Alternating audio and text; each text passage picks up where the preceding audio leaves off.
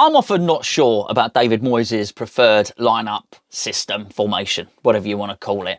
There have been times when I've been absolutely convinced that he prefers wing-backs, and there have been times when I've thought that the four at the back with the full-backs has worked so well, and he's persevered with it for such a long time, that I thought, this is what he wants to do now. This is his preferred method of attack, or should we say defence, whatever it may be.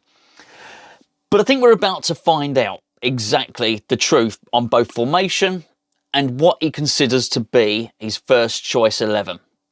And the reason we're about to find it out, and I keep my fingers crossed here because I spoke yesterday about injuries during the international break, we have a load of players coming back. I say a load. We've got Yarmolenko coming back. Now, I think it's fair to assume that Yarmolenko does not feature in David Moyes' starting lineup. But as I alluded to in yesterday's video, I did wonder if Yarmolenko would have come off the bench rather than Ryan Fredericks or Mark Noble in the game against Arsenal.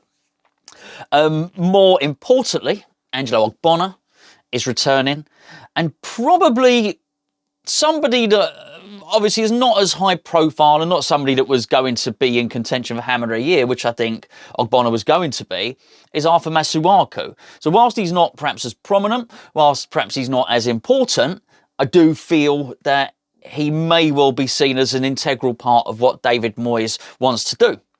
And I think as a part of that, we'll find out whether David Moyes wants to play with wing-backs or he wants to play with full-backs. Because once Masuaku's fit, he truly has the choice. Because you never really get the impression that he fancies Aaron Cresswell as a left wing-back. Because every time he plays with 3 at the back or 5 at the back, whatever you want, Aaron Cresswell is the left centre-half. And it works well. It works well. You've only got to look at the assists provided by Cresswell this season. He's up there for defenders. I mean, granted, Trent Alexander-Arnold and Robertson are not having the seasons that they've had previously, but I still think, particularly with somebody like myself who thought Cresswell's days were not numbered, but he was coming to the end of his career, he's been reinvigorated, and certainly we've seen a rejuvenated Cresswell supplying a lot of ammunition, but Moyes likes him as the left-sided centre-half. Left wing-back, not so much. Now, I don't really know what Moyes thinks of Ben Johnson in terms of where he sees his position. He's played all over the place. He's a utility player. Nothing wrong with being a utility player at West Ham, by the way. Steve Potts carved out a very, very good career by being a Hammers utility player. But you do get the impression, or at least I do anyway, that Ben Johnson is not seen as the long-term solution at left wing-back. No, I think the only guy we really have there who is trusted, and even then, is he trusted defensively? I don't know, but he's trusted to fulfil that role, is Ogbonna Masuaku. And it's a bit of a shame, Masuaku's injury as well, because I do feel, even though he is by trade a defender, I feel we've lost a little bit of our attacking intent with him. In many respects, like Jesse Lingard does now, Ogbonna Masuaku carries the ball up the pitch. Now, there are some holes in his game, let's be perfectly honest. He doesn't deliver the sort of crosses that you'd like. He doesn't score many goals, does he? Doesn't get enough assists, let's say that. But in terms of, particularly if you're a team like West Ham who sit back and who defend for, in a lot of games, large periods of the game, to actually be able to travel with the ball up the pitch is a commodity, is something that is really, really important to us.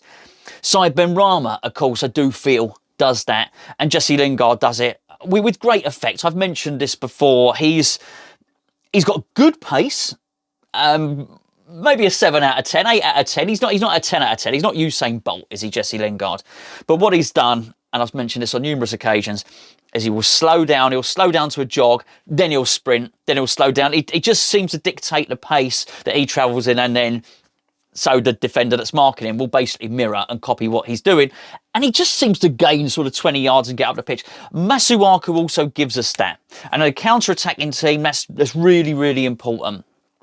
Now, I'm not saying that this is the long-term strategy for David Moyes. I do think that if money wasn't an object, if money wasn't such an issue, then I do believe that that particular position of left wing back would be something that Moyes would be targeting. I do believe Moyes would be going in and saying, I need to purchase a player for this position.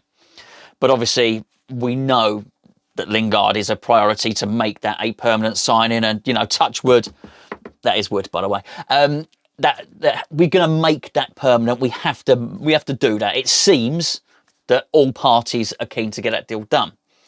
The striker is a massive one. We've discussed it many, many times. So these are the two priorities, and I know a lot of you certainly agree that central midfield is an area where, and I'm talking about a true central midfielder here. The fact that we're bringing Mark Noble on, it would be nice to have somebody that could move in there and sort of cover Declan Rice, cover Thomas Souček, and not feel that they have to play 90 minutes in every single game. But that being said, once that business is done, once those three positions, I know you're going to throw goalkeeper at me, by the way, but forget goalkeeper for now. Once those three positions are done, I do think Moyes would be looking at the left wing back. Doesn't mean we're not going to do something there. I do still firmly believe that we've yet to see the true fallout from sort of coronavirus football, from COVID football, if you like, because the finances, I just don't think the what's it's hit the fan yet, put it that way. It was a bit of a derisory and sort of, there was a paucity of transfer money going around in the last transfer window, wasn't there? I don't think that's going to particularly improve the next time. At some point, the lack of money has to hit home and has to hit hard. So because of that, I think there'll be a lot of loan signings, a lot of freebies, trades, loan, whatever. People are going to have to get quite creative in their thinking of how they transfer players from one club to another. So no money doesn't mean that we can't bring in a left back or a left wing back or whatever it might be. But for this season, for the remainder of this season, and from, is it Wolves? Have I got it right? Is Wolves the next one? I'm sure you'll let me know in the comments below. From now on, I think we're going to see, because if all those players are available, what team is David Moyes going to pick? I think he's going to go with it. I think he's going to pick Masuaku. And if he does, then where does that leave certain players? And I think in particular, Benrahma. Now, it doesn't necessarily appear to be the most natural replacement, does it? You know, Masuaku comes into the team, so Benrahma suffers. I do feel that if Pablo Fornals, the old fornicator, had been fit and ready against Arsenal, he would have played. I can't quite shift the suspicion that Moyes doesn't fully, I don't really trust Benrahma, but I just don't think he is Moyes' first team player. I just don't. It doesn't. You can see he absolutely adores Jesse Lingard. You can see Mikel Antonio and Souček and Soufal. You can see it. It's clear. You're not having to read between the lines. There are no grey areas at all. But in terms of Masuaku, in terms of Benrahma, I think it's quite clear. And I do think if we move to the five at the back with a wing-back system, that it's going to be Benrahma that misses out. A penny for his thoughts, really. I do wonder what he would probably think at the moment.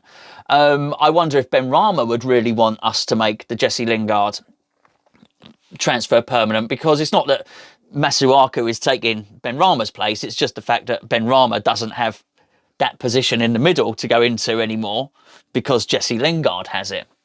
And we've got to make the Jesse Lingard transfer permanent, don't we? So I'll be really interested to know what you think David Moyes' team is going to be with everybody fit and everybody firing. I suspect it's going to be three at the back. I suspect it's Dawson, Ogbonna with Cresswell there. I think certainly Soufal at right wing back, and I do think Arthur Masuaku at left wing back. I think Jesse Lingard gets in the team. I think Mikel Antonio gets in the team. And obviously you have Rice, and obviously you have Souček. The rest, I sometimes think it might be one in, one out here and there, but I think that's David Moyes' favoured team. Possibly. Fornals is not quite a guaranteed starter, is he? But he's Bowen. I mean, it's weird. It's very, very strange. We've not had the luxury of the big squad, and I do think that hit us really, really hard against Arsenal. But with everyone fit, I do think it becomes very, very interesting indeed. Benrahma, yeah, I think it's the more I look at it, I looked at the highlights of the game. Obviously, I watched the game as well against Arsenal, and you just get the impression with Benrahma, he needs to be trusted. That Benrahma needs to have faith placed in him by the manager, for the manager to turn around and say, you're my guy, go and do it. But you just almost feel there's almost eternal disappointment when he doesn't do something. It's got to be frustrating for Benrahma, but, and I'm sorry to say this, at the moment, there's no way Benrahma should be in the team ahead of Jesse Lingard if that is the choice. So I think it's 3 at the back. I think it's wing backs, and I think there's only one place up for grabs in that whole team. Let me know who you think's going to be in it.